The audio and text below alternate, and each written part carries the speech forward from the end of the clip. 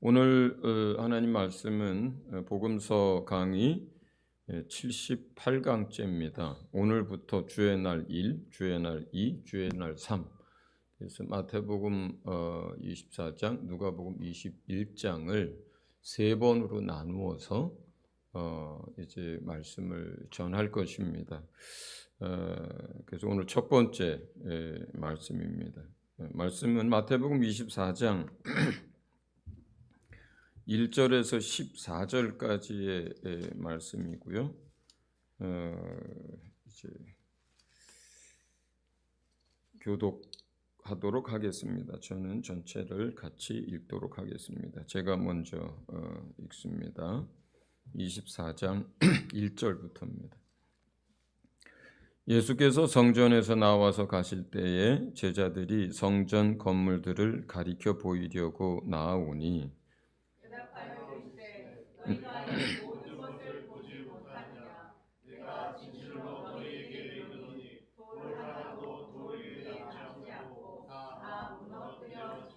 예수께서 감람산 위에 앉으셨을 때에 제자들이 조용히 와서 이르되 우리에게 이르소서 어느 때에 이런 일이 있겠사오며 또 주의 임하심과 세상 끝에는 무슨 징조가 있사오리이까. 예수께서 대답하여 이르시되 너희가 사람의 미혹을 받지 않도록 주의하라. 많은 사람이 내 이름으로 와서 이르되 나는 그리스도라 하여 많은 사람을 미혹하리라.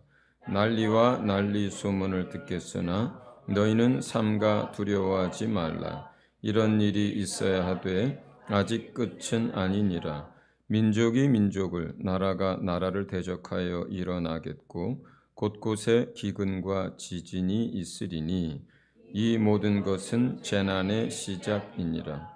그때 사람들이 너희를 환난에 넘겨주겠으며 너희를 죽이리니 너희가 내 이름 때문에 모든 민족에게 미움을 받으리라. 그때에 많은 사람이 실족하게 되어 서로 자라봐주고 서로 미워하겠으며 거짓 선지자가 많이 일어나 많은 사람을 미혹하겠으며 불법이 성함으로 많은 사람의 사랑이 식어지리라. 그러나 끝까지 견디는 자는 구원을 얻으리라. 이 천국 복음이 모든 민족에게 증언되기 위하여 온 세상에 전파되리니 그제야 끝이 오리라. 아멘.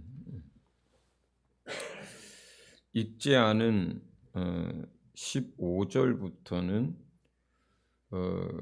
전혀 다른 흐름의 말씀을 합니다. 그리고 그때부터는 유대인이 다시 성경의 기록, 성경의 흐름의 주역으로 다시 올라와요.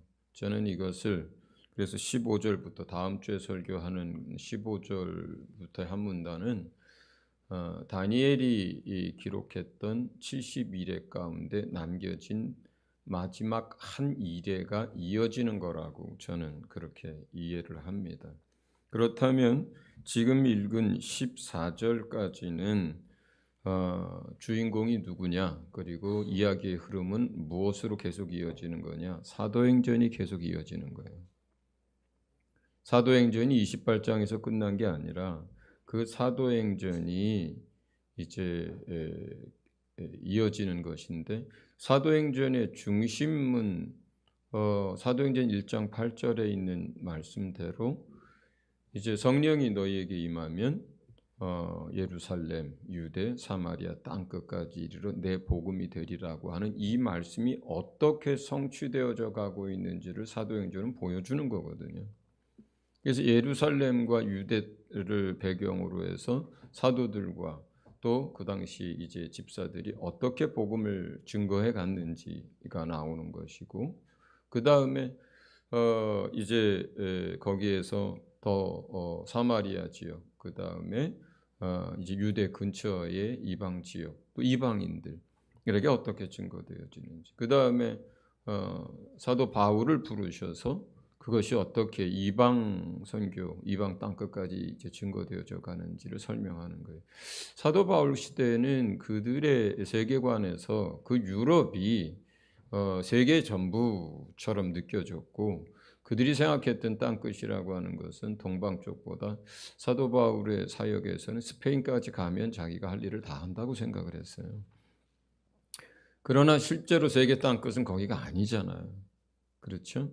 아프리카도 있고 남미도 있고 아시아도 있고 그렇죠? 결국 사도행전 29장부터는 쓰여지지 않았지만 거기는 계속되는 거예요. 영적으로는 계속되는 거예요. 그 계속되어진 것이 이제 주의 날까지 이어지는 겁니다. 주의 날까지. 다시 그 이방인들에게 복음이 증거되어지는 것들이 이방인들이 강팍해지고 말씀을 안 받아들여지고 막 그렇게 되면 어떻게 돼요?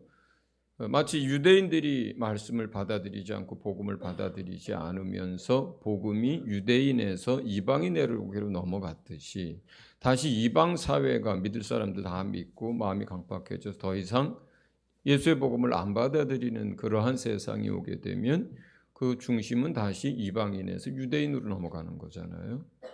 흐름이 그렇거든요. 그 흐름 자체가 크게는 복음은 사방으로 다 흩어져서 복음을 전해왔지만 그 큰 흐름상에서 복음은 서진해 온 거거든요. 그런 의미에서.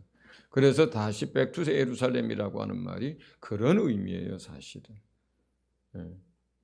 그러니까 우리가 뭐 여기서부터 계속해서 뭐 예루살렘까지 복음을 전해간다는 의미보다는 이방인을 향한 그 복음 사역이 끝나갈 무렵에 다시 그 복음이 유대인에게로 이스라엘에게로 넘어가서 그들이 남겨진 자들이 다 구원을 얻고 주의 날이 이제 임하는 이런 거란 말이에요.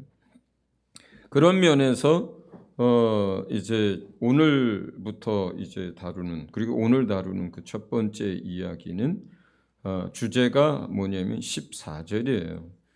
이 천국 복음이 모든 민족에게 증언되기 위하여 온 세상에 전파되리니 그제야 끝이 오리라. 이게 주제예요. 첫 번째 주의 날 첫 번째 주제는. 자, 제목 복음이부터 우리 다 같이 한번 읽어봅니다. 시작. 복음이 온 세상에 전파되리니 그제야 끝이 오리라. 네. 주의 날 첫 번째 설교의 제목입니다. 1월이라고 말씀하셨어요. 그리고 사도들은 이러한 것들을 누가복음, 마가복음, 마태복음, 요한복음에 다 기록하고 있는 것이고 그리고 우리는 지난 기독교 2000년 역사 가운데서 지금 뭐예요? 끝날을 보고 있는 거예요. 끝날을 보고 있는 거예요. 모든 민족 언어로 그러니까 의미 있는 거죠. 예를 들어서 뭐 어느 민족이 뭐 10명 남았다 이런 거 말고 그래도 뭐 몇만 단위에 그래서 성경 번역을 해야 할 의미가 있는 그러한 성경 번역이 금년 내년에서 다 끝납니다. 30몇 년 전에 예수님 믿을 때 그 먼 시간으로 생각했거든요. 제가 87년에 예수님을 이제 믿고 주님을 만났는데 그 당시 이런 뭐 성경 번역이 뭐 2020몇 년에 뭐 끝난다 이렇게 얘기하는 것들은 아주 먼 미래였어요. 20대였으니까 제가. 그런데 이게 어느새 금년 내년으로 다가와 버렸어요. 그리고요 무슬림 뭐 강성 불교권에 복음 전하는 거 굉장히들 어렵게 생각을 했습니다. 지금도 어떤 이제 무슬림권에 들어가 있는 선교사님들은 지금도 복음 전하는데 굉장히 경계를 하고 굉장히 조심을 합니다. 오랫동안 거기서 살면서 친구를 맺고 그 친구 관계가 깊어져서 서로 신뢰할 만하면 그제서야 조심스럽게 복음에 대해서 운을 띄고 그런데 그렇게 해서 복음을 믿는 사람은 극소수예요.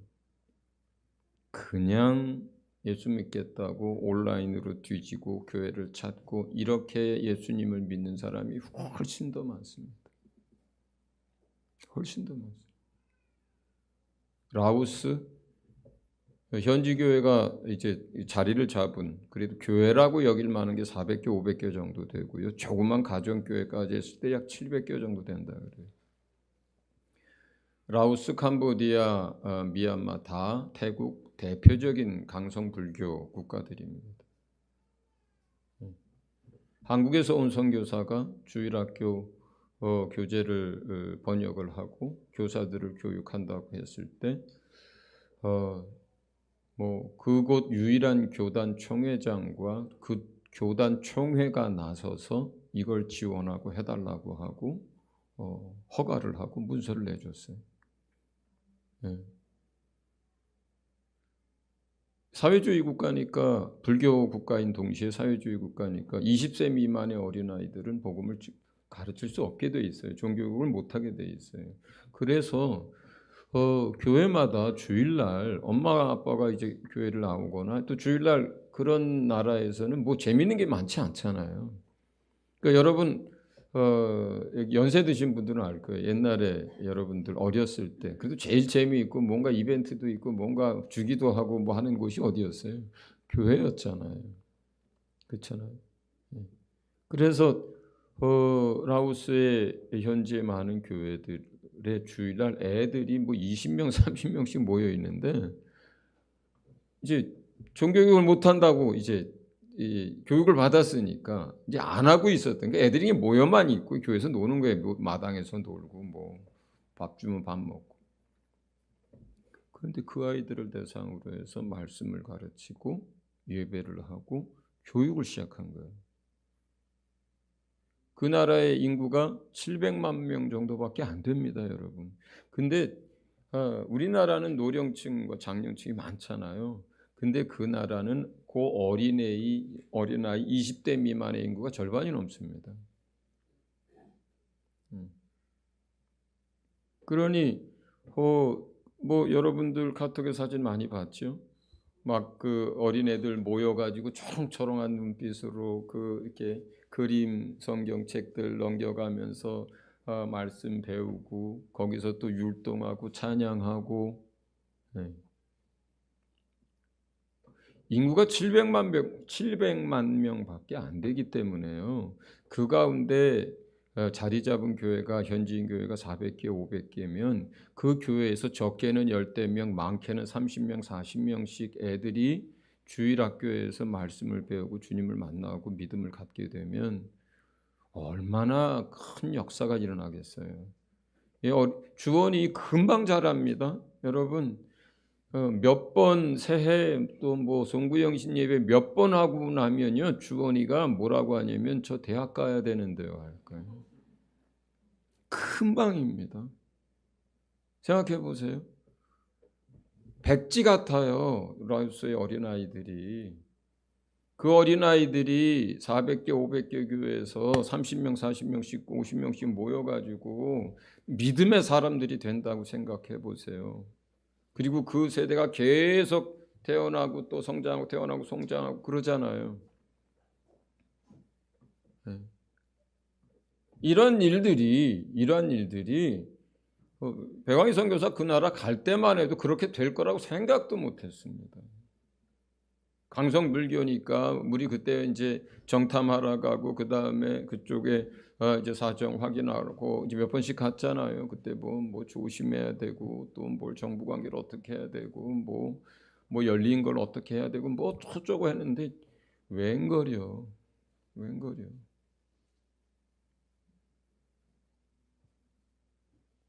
무슬림 사회, 강성 불교.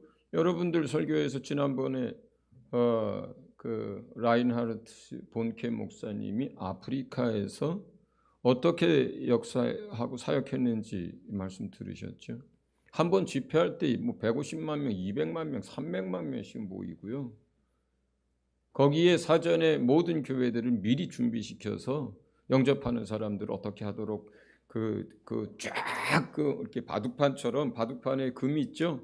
거기에 줄 있죠. 거기에 그 줄처럼 이제 사역자들과 미리 훈련받은 사람들이 쫙 있고 그 사이에 수백만의 사람들이 채워서 집회를 하는 거예요. 20, 30년 동안에 예. 통계에 잡힌 것, 공식적으로 통계에 잡힌 것이 한 10여 년 전에만 해도 8천만 명 정도가 영접을 했다 그랬어요. 그들 그 집회를 통해서 1억도 넘겠죠. 지금 계속되고 있어요. 여러분, 앞으로 대추수의 시대가 오는 게 아니고 뭐냐면 이미 들어갔다는 거예요. 그 시기로. 이미 우리가 마지막 대추수의 시기에 들어갔다는 거예요. 예. 앞으로 오게 될 거다. 우리가 쓰임 받게 될 거다. 뭐 중국이 뭐 어떻게 마지막 때 어떻게 할 거다. 한국 선교 때 어떻게 이 얘기가 아니라 이 시대에 나타나는 것들과 성경이 증거하는 모든 징조와 모든 여러 가지 것들을 우리가 함께 보면 우리가 뭐라고 이 시대를 이해해야 되냐면 이미 우리가 영적 마지막 대추수 시대에 이미 들어가 있다. 기독교 역사에 집회 한 번 하면서 200만 명, 300만 명이 모였는데 그 중에서 70만 명이, 뭐 50만 명이, 30만 명이 영접을 한다. 이런 일들은 한 번도 없었어요. 집회 한 번에 수십만 명이 영접을 했었습니다. 사도행전에 제일 많이 나오고 놀랍게 나왔던 게 3,000명, 5,000명이었어요. 예루살렘에서. 그 예루살렘은 이미 거기에 모였던 3,000명, 5,000명은 누구예요? 예수님의 3년간의 공생의 기간을 통해서 그 놀라운 이적들과 그 가르침을 직접 들었던 많은 사람들이 예수 부활 이후에 제자들을 통해서 나타나는 성령의 역사를 보고 그분이 진짜로 그리스도구나 하고 받아들였던 것이에요.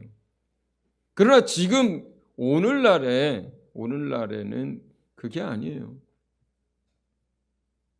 꿈에 나타나고 음성이 들리고 집회 가운데서 수백만 명이 집회에 나오고 그중에 그 한 집회를 통해서 수십만 명씩 예수님을 영접하고 그렇습니다. 중국에 뭐 시진핑 정부 아래서 뭐 여러 가지 탄압을 받고 뭐 어렵고 막 그렇다고 하지만 그 주계장막이라고 하고 그 문화혁명 이후로 성서들 다 내쫓고 감옥에 가두고 하는 그 시기에도 우리 이 시대에 1억이 넘는 크리스찬이 있습니다. 중국에만. 무슬림, 힌두권, 불교권, 아프리카, 남미, 중공산권 할 거 없이 이런 시대가 없었습니다. 기독교 복음 역사에는.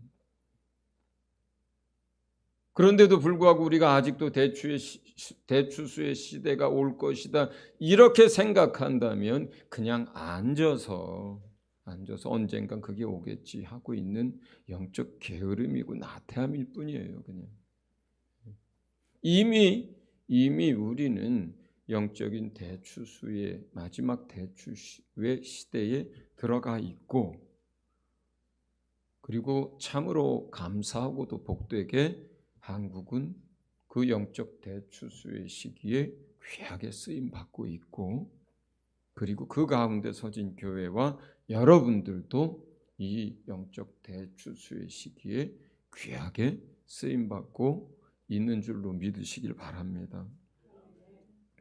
오늘 말씀의 첫 번째는 1절과 2절 말씀인데요. 거기는 성전이 무너질 것에 대해서 말씀을 합니다. 유대 사회에서 이스라엘에게 있어서의 성전이라고 하는 것은 그들의 모든 삶의 중심이고 신앙의 중심입니다. 모든 것이 성전을 중심으로 해서 이루어졌습니다. 절기를 지키는 것도 그 이스라엘 다른 지방뿐만 아니라 유럽, 아시아, 아프리카에 흩어져 있었던 사람들도 절기를 지키기 위해서 그 성전을 향해서 왔습니다. 그들의 모든 신앙의 중심이 성전이에요. 성전이 무너진다는 것은 그들에게 있어서는 하나님이 무너지는 것이고 그 하나님의 이름이 깨지는 것이고 그들의 신앙이 무너지는 것과 같은 그런 엄청난 일이에요, 사실은. 이스라엘에게서 성전이 무너진다는 것은. 예. 그런데 예수님이 하나님의 아들이 그리스도가 그 성전이 무너질 것이라 그래요. 만약에 우리 한번 상상을 한번 해볼게요. 만약에 모세 시대에 있었던 언약궤가 그리고 예루살렘 성전에까지 있었던 그 언약궤가 만약에 지금까지 남아 있다면 어떤 일이 벌어질까요? 아마 전부 예수 믿는 사람들 난리 날 거예요. 그 언약궤가 우상이 되고 그거 한번 보겠다고, 그거 한번 만져보겠다고. 그 안에 살구나무로 만들어졌던 쌍난 지팡이가 남아있다 그러면 어떻게 될까요? 그게 만약에 저기 이태리에 있어. 그러면 전부 그쪽으로 성지 순례처럼 무슨 뭐 기독교인들이 뭐 순례를 나가고 난리가 날 거예요. 광야 시대에 구리로 만든 그 놋뱀이 어디엔가 있다 그러면 어떻게 될까요? 거기다 대고 기도들 하고 난릴 거예요, 제 생각에. 저는 그래서 언약궤가 없어지고 살구나무도 없어지고 놋뱀도 없어지고 이거 아주 너무나 감사한 일이에요. 다행스러운 일이에요. 사람들은 영화로도 만들고 뭐 이것저것 그래도 뭔가 또 건덕지를 만들어요. 예수님이 입었다는 성의가 뭐 어떻고 얼굴을 머리를 깎 쌌던 수건이 어떻고 또 뭐 성배가 어떻고 마지막 만찬에서 드셨던 뭐 그 잔이 어떻고 뭐 영화도 만들고 막 그걸 신성시하고 인간이 가지고 있는 종교성 때문에 그렇거든요. 정작 그 하나님이 그 안에 있고 만족하고 만나고 인격적으로 교제하고 그분으로부터 공급받으면 그 모든 게 아무런 필요가 없어요. 아무런 의미가 없게 돼요. 근데 그게 안 이루어지면 사람은 대체제로서 다른 무언가를 계속 찾아요. 저희 사실 이것도 없애버리고 싶어요. 이것도 없애버리고 싶어요. 예수님이 여기 계시지도 않는데 무슨 예수님이 무슨 십자가에서 예수님이 지금 하늘에 계신데 왜 죽은 예수를 그렇게 그리워하고 그렇게 붙듭니까? 살아계신 부활하신 예수를 다시 오실 예수를 그리워하고 붙들어야지. 물론 이 십자가가 갖는 상징 때문에 이렇게 걸어놓습니다. 대속에 대한 상징으로 하나님의 사랑에 대한 상징으로 예수 그리스도의 은혜에 대한 기억을 위해서 남겨두지만 그러나 우리가 기다리고 우리가 사모하고 그리고 우리가 준비하는 그 대상은 누구예요? 죽으신 예수가 아니라 부활하신 예수고 다시 오실 예수님이시잖아요. 예. 그렇기 때문에 인간이 가지고 있는 그 종교성 그리고 하나님이 그 안에 인격으로 와 계시고 만나고 하는 그것이 충분하게 이루어지지 않는 그러한 대상들 때문에 성전은 무너져야 하는 거예요. 예수님 외에 의지하고 예수님 외에 신성시하고 예수님 외에 어떤 다른 의미를 부여하는 모든 것들은 사라져야 합니다. 예수 한 분만 남아야 그게 진리예요. 과거에 있었던 그 모든 것들, 언약궤든 놋뱀이든 그 무엇이든 간에 그 모든 것들은 다 비유고 장차 이루어질 일들에 대한 것이고 미리 보여주는 것이고 또 영적인 진리에 대한 상징들일 뿐이에요. 상징들일 뿐이에요. 이제 이 마지막 시대를 우리가 살면서 우리에게 가장 필요한 건 뭐예요? 오직 예수 한 분입니다. 그분만 붙드는 것이 우리에게 가장 필요해요. 이 마지막 시대를 시작을 할 때 어떤 이야기로 시작을 합니까? 수많은 사람들에 의해서 미혹해 되는 일들이 있을 것이다부터 시작합니다. 그 미혹이라는 게 뭐예요? 예수를 놓치고 다른 걸 잡는 게 미혹이에요. 부활하신 예수가 아닌 다른 예수를 잡으면 그게 미혹이에요.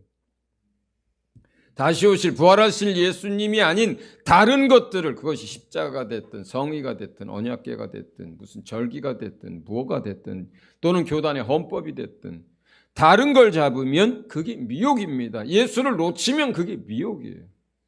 머리 대신 예수를 놓치게 하기 위해서 마귀는 오늘도 무슨 짓이든 합니다. 무슨 짓이든 해요. 우리가 예수를 붙들기 위해서, 예수와 동행하기 위해서 가장 필요한 것이 누구실까요? 우리 안에 계신 성령님이거든요. 그래서 공산주의 사회에서, 사회주의 사회에서 다른 건, 기독교에 관한 다른 건 다 허용해도 성령에 관해서는 말도 꺼내지 못하게 만드는 거예요. 성령에 대한 얘기하면 다 이단이라고 몰아가는 거예요. 성령의 역사가 없이는, 우리 안에 내주하시는 성령의 도우심이 없이는 예수를 붙들 수가 없기 때문에 그렇습니다. 대부분의 크리스찬들이 알고 있는 영적인 사실이나 비밀이나 노하우보다는 뭐예요? 원수들이 더 잘하는 거예요. 다른 거 다 허용한다. 모임 좋다, 소그룹 좋다, 성경 공부 다 좋다, 뭐 예배 다 좋다, 찬양 다 좋다, 뭐 헌금 다 좋다, 구제 다 좋다, 기도 열심히 해라. 근데 성령은 안 된다. 성령으로 하지 않으면 그 성경 공부가 어떻게 흘러가겠어요? 세상 학문이나 철학으로 대체되죠. 논리로 대체됩니다. 성령이 아니면 기도는 어떻게 흘러가겠어요? 자기 생각과 욕심과 자기 필요를 따라 구하는 것이 되겠죠. 성령이 아니면 여러분의 모임과 공동체가 어떻게 되겠어요? 세상 모임하고 하나도 구별이 안 되죠. 위로받고 그죠? 뭐 여러 가지 좀 재미있는 얘기들을 하고. 성령이 아니면 교회에서 하는 성경 공부 뭐 다 의미가 없어요. 성령이 아니면 예배가 무슨 소용이 있겠어요? 위로받고 끝나는 거지. 그렇지 않습니까? 모스크에 가서요, 그들식으로 예배하는 무슬림들도 나올 때 위로받고 나옵니다. 절에 가서도요, 마음이 평안해질 수 있습니다.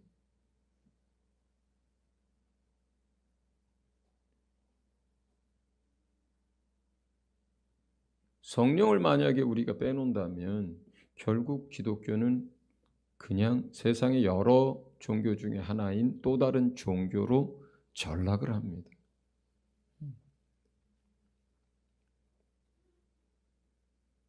결국 마지막 시대가 되고 또 그런 핍박들이 일어날 때 지금은 사회주의나 뭐 이런 데서만 성령을 제한하고 성령만은 안 돼 이렇게 하고 있지만 결국은 어떻게 되겠어요? 세상이 성령으로 말미암는 모든 것들을 이단이다, 미혹됐다, 그리고 광신도다, 그리고 여러 가지 말로 성령을 쫓아 행하는 그 모든 것들을 부정할 것이고 제한할 것이고 회방하고 핍박할 거예요. 성령은 우리 안에 오셔서 하나님의 사랑을 우리 안에 부어주고 성령은 우리 안에 오셔서 예수를 알게 하고 성령은 우리 안에서 진리의 말씀을 깨닫게 하고 우리 안에 새겨주시고 성령은 우리 안에서 주의 뜻을 따라서 기도하게 만들고 성령은 우리 안에서 예수를 증거하게 만들고 성령이 하시는 일은 오직 예수를 붙들고 예수를 전하는 일입니다. 할렐루야.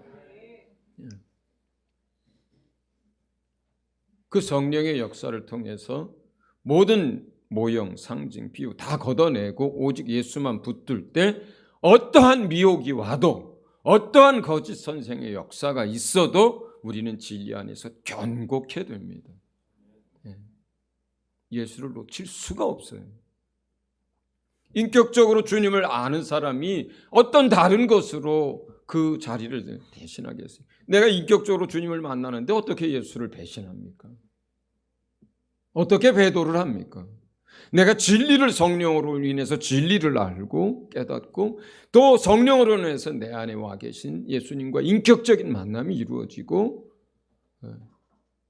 날마다 그 부어지는 사랑과 생명 안에서 살고 있는 사람이 어떻게 미혹에 넘어갈 수 있겠습니까? 이 마지막 시대의 가장 대표적인 원수의 역사는 예수를 놓치게 만드는 미혹인데,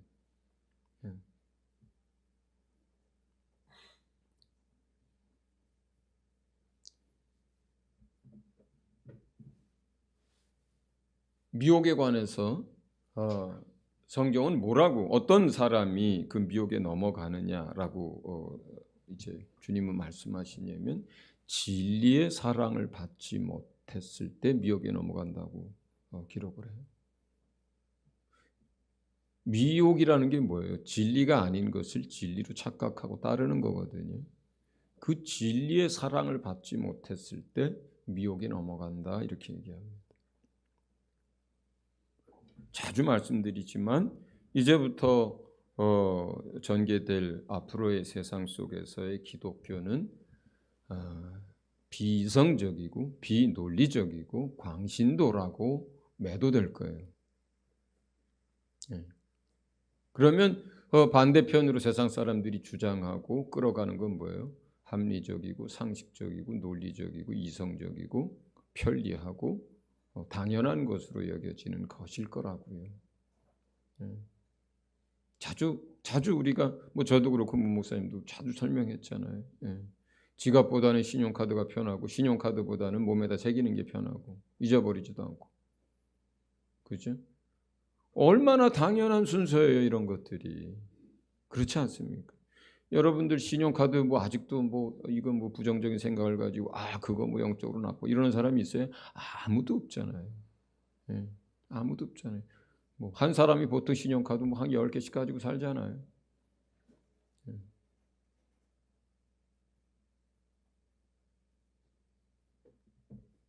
그러니까 지금 사람들이 무슨 동성애 또 무슨 또 인권 여러 가지 얘기를 하는데요.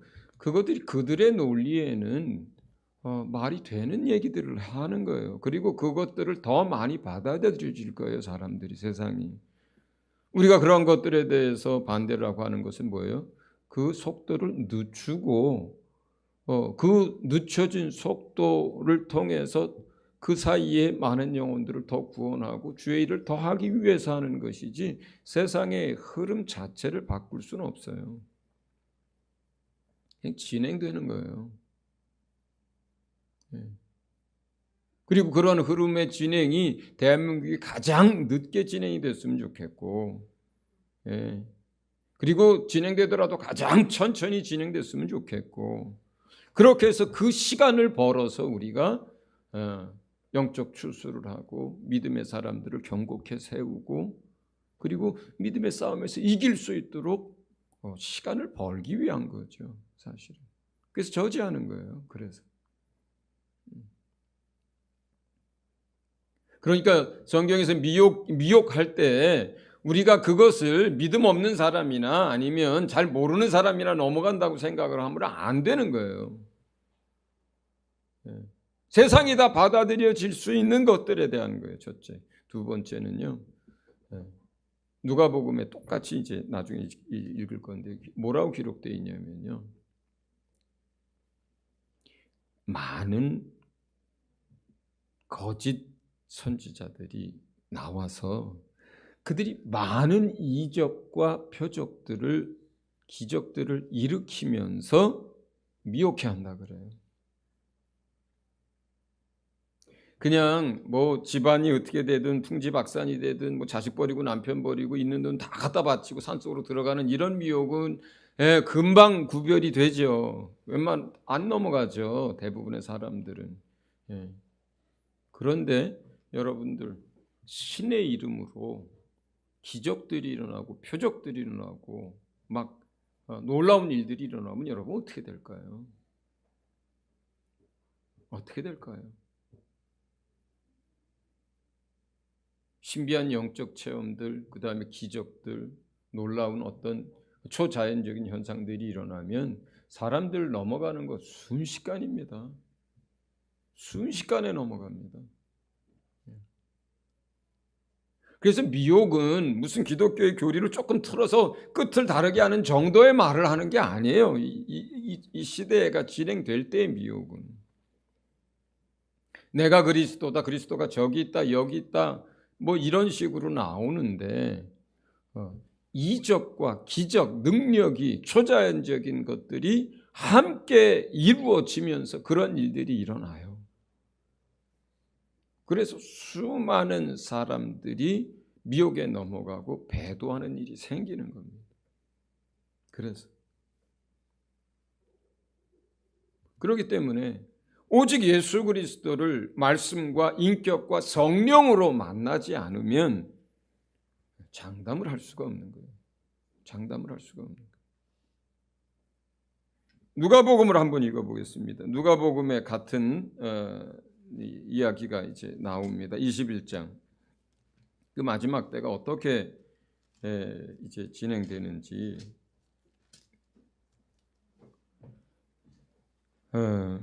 10절부터 읽겠습니다. 그 앞에 부분들이 이제 미혹에 대한 이야기를 지금까지 했고요. 10절부터 19절 이제 읽겠습니다. 교독합니다. 또 이르시되 민족이 민족을 나라가 나라를 대적하여 일어나겠고 곳곳에 큰 기근과 전염병이 있겠고 또 무서운 일과 하늘로부터 큰 징조들이 있으리라. 이 모든 일 전에 내 이름으로 말미암아 너희에게 손을 대어 박해하며 회당과 옥에 넘겨주며 임금들과 집권자들 앞에 끌려가려니와 이 일이 도리어 너희에게 증거가 되리라. 그러므로 너희는 변명할 것을 미리 궁리하지 않도록 명심하라. 내가 너희의 모든 대적이 능히 대항하거나 변박할 수 없는 구변과 지혜를 너희에게 주리라. 심지어 부모와 형제와 친척과 벗이 너희를 넘겨주어 너희 중에 몇을 죽이게 하겠고 또 너희가 내 이름으로 말미암아 모든 사람에게 미움을 받을 것이나 너희 머리털 하나도 상하지 아니하리라. 너희의 인내로 너희의 영혼을 얻으리라. 아멘. 그러니까 17절에 보면 너희가 내 이름으로 말미암아 모든 사람에게 미움을 받을 것이다 이래. 심지어 부모가 자식을, 자식이 부모를, 형제가 형제를 고발하고 넘겨주는 그런 일이 생깁니다. 자, 이게 지금 뭐예요? 아직 20절 들어가지도 않았어요. 네. 마태복음으로 따지자면 13절까지 이야기해요. 14절이 모든 민족의 복음이 증거되리라 하는 얘기고 15절 넘어가기도 전에 이야기를 하는 거예요. 12절에 어떻게 시작해요? 이 모든 일 전에 그 앞에 나타나는 이 마지막 시대에 여러 가지 징조들이 나타나는 얘기를 했는데 뭐라 그래요? 이 모든 일 전에 사실 초대교회 때부터 12절은 지금까지 있어 왔어요. 내 이름으로 말미암아 너희에게 손을 대어 박해하며 회당과 옥에 넘겨주며 임금들과 집권자들 앞에 끌어가려니와 이 일은 초대교회 때부터 지금까지 계속 되어진 거예요. 제가 이번 주에 산책을 하다가 공원에 잠깐 앉았는데 그렇게 평온할 수가 없더라고요. 앞에 이제 주위에 사람도 없고 그 다음에 잘 정리된 공원에 그 다음에 단풍들이 곱게 들고 선선한 시원한 바람이 들어오는데 이렇게 평온할 수가 있나. 근데 동시에 어떤 생각이 드냐면 지금 이 순간에 어느 나라에는 미사일이 떨어지고 있고 전쟁이 일어나 있고 이 순간에 지금 어느 나라에는 먹을 게 없어서 애들이 한 끼도 제대로 못 먹고 있고 이 순간에 우리 교인 중에 집사 하나는 애가 아파서 지금 병원에서 막 발을 동동 구르면서 기도해달라고 하고 있고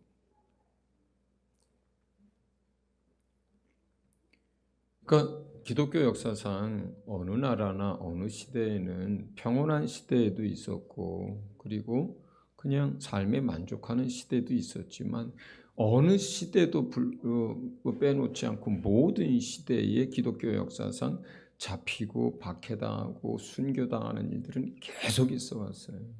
예.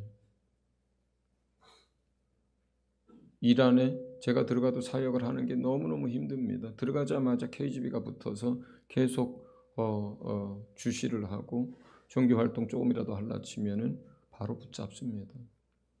지금 시진핑 정부 아래서 중국 난리입니다, 교회가. 예. 시진핑 사진 다 걸어놓고 먼저 거기 우리 신사 참배하듯이 그렇게 하게 만들고 있고요. 십자가 다 철거하고 10명 이상 모이면은 신고하면 돈 줘요. 사람 한 사람당 그거 해줍니다, 돈을. 20명이 모였어요. 10명까지는 허용하고 타치 안 하거든요. 10명 이상 넘어가 20명이 모였어요. 그 옆 사람이 저기서 종교 활동한다고 신고하잖아요. 그럼 10명치 돈을 받습니다. 신고한 사람.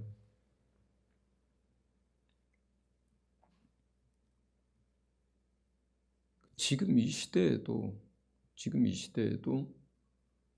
미혹해하는 일도 초대교회 때부터 계속 이어져 왔고 핍박과 박해도 계속 이어져 왔습니다. 그런데 이제 이 마지막 주의 날에 가까운 시대로 들어가면 그 정도가 아주 심각해지는 거예요. 세상이 어떻게 돌아가면 부모가 자식이 예수 믿는다고 그걸 고발해서 감옥에 가두겠습니까? 세상이 어떻게 돌아가면 자식이 부모를 고발합니까? 세상이 도대체 어떻게 돌아가면 자기 형제를 고박해서 고발해가지고 예수 믿는다고 고발해가지고 감옥에 가두는 일을 하겠습니까? 세상이 어떻게 돌아가면 그렇게 되겠습니까? 다 미친 거예요? 세상 사람들이? 아닌 거예요. 그들 보기에 예수 믿는 사람들만 이상한 거예요.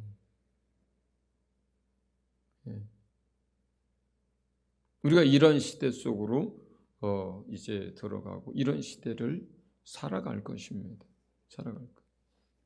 그런데 놀랍게도 이 시대 속에서 이러한 환난과 핍박 속에서 누가복음 10절부터 이어지는 이야기의 초점은 뭐에 있습니까? 핍박에 있습니까? 아닙니다. 복음이 증거되는 것에 있습니다.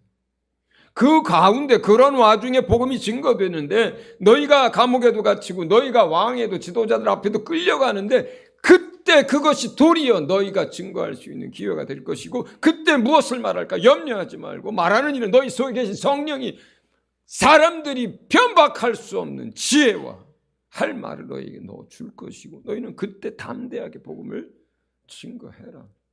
그렇게 해서 땅끝까지 모든 열방에게까지 복음이 증거될 것이다. 감옥에 갇히면 감옥에 갇혀서 거기에 있는 사람들에게 복음을 전하고 지도자들 앞에 끌려가면 끌려간 그 자리에서 복음을 증거하고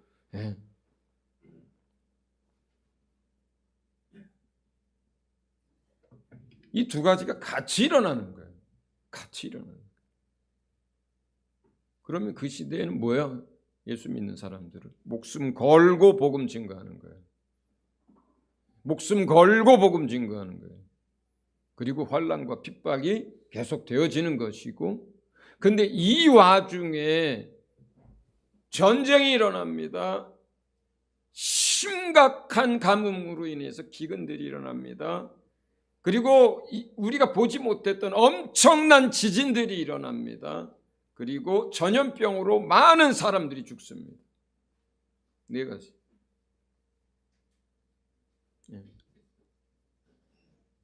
인재앙이라고 있어요. 계시록에 보면 재앙이 크게 세 가지가 나옵니다. 제일 먼저 인재앙이 나오고 그 다음에 나팔재앙이 나오고 그 다음에 대접재앙이 나옵니다. 그런데 인재앙에서 첫 번째 인부터 여섯째 인까지가 뭔 줄 아세요?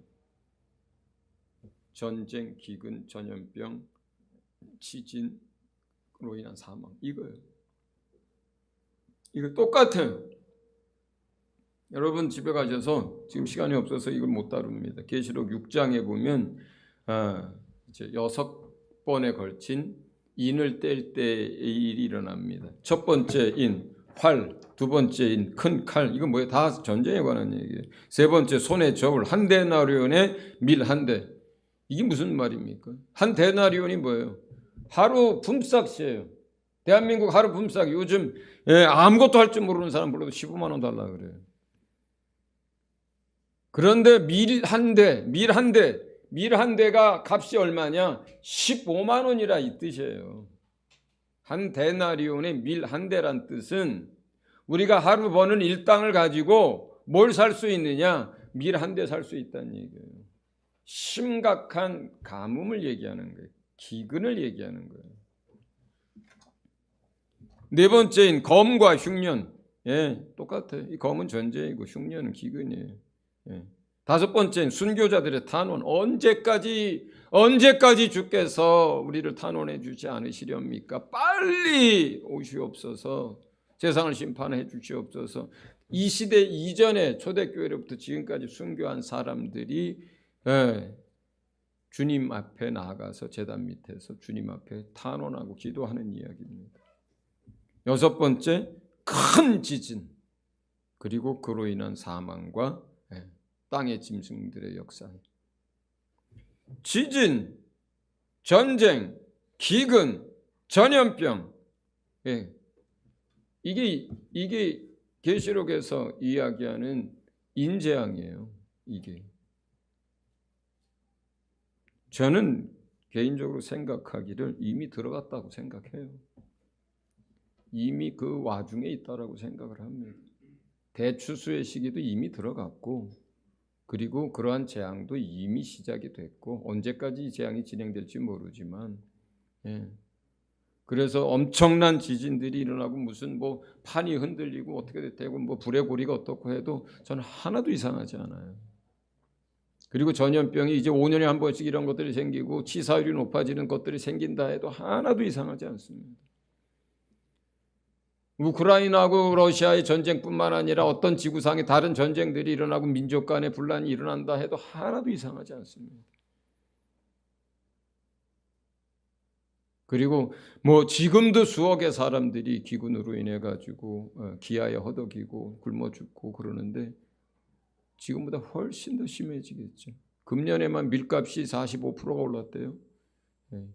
그래도 밀 한 대에 몇천 원 안 합니다. 아직 15만 원씩 하지 않아요. 자, 이러한 어려운 시기로 들어가는데 아직 이건 뭐예요? 그 여기서 말하는 대환란으로 들어간 게 아니다 이렇게 설명을 하고 뭐예요? 재난의 시작일 뿐이다 이렇게 시작해요. 시작이다 이게. 이런 게 시작이고 그 와중에 많은 사람들이 크리스찬들에게 핍박과 환란이 임할 거고 그 와중에 복음은 놀랍게도 땅 끝까지 증거될 것이다. 그러므로 너희는 인내로서 믿음을 지키고 이 시대에서 너희가 해야 할 추수꾼의 역할을 다하고 주님을 맞을 준비를 해라. 이렇게 얘기합니다. 자, 마지막 결론을 내립니다. 주님을 맞이하기 위한 가장 중요한 것.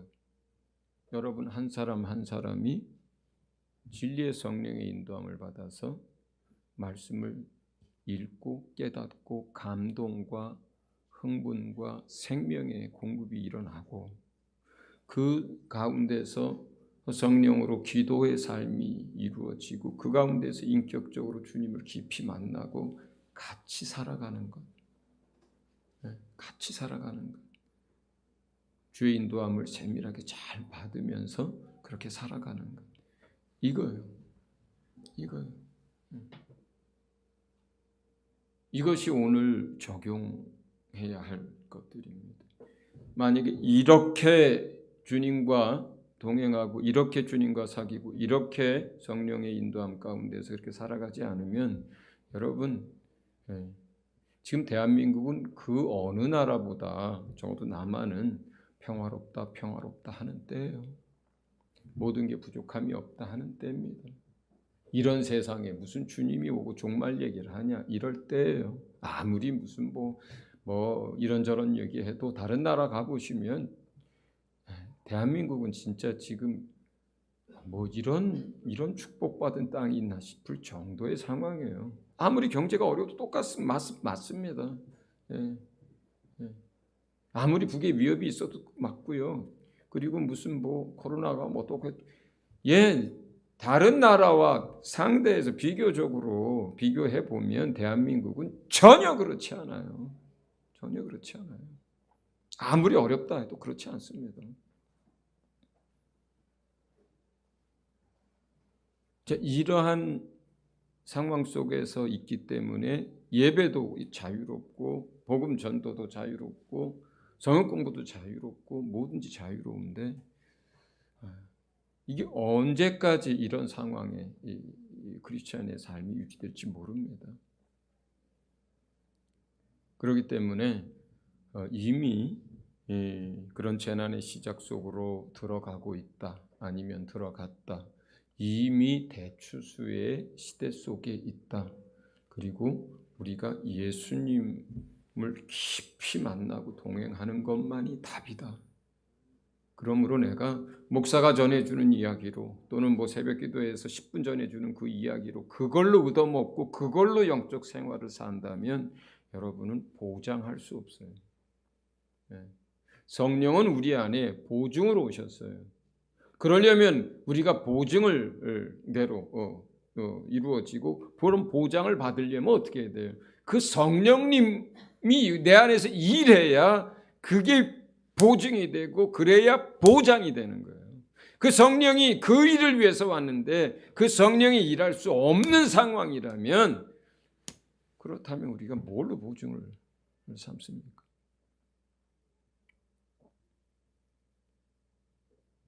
여러분 각자가 이제 주님 안에서 그렇게 살아야 합니다. 그리고 공동체는 최대한 힘을 내서 여러분이 그러한 신앙을 또 믿음의 삶을 살 수 있도록 이 마지막 시대에 그 추수꾼의 역할을 다할 수 있도록 공동체는 그 두 가지를 돕는 일을 할 것입니다.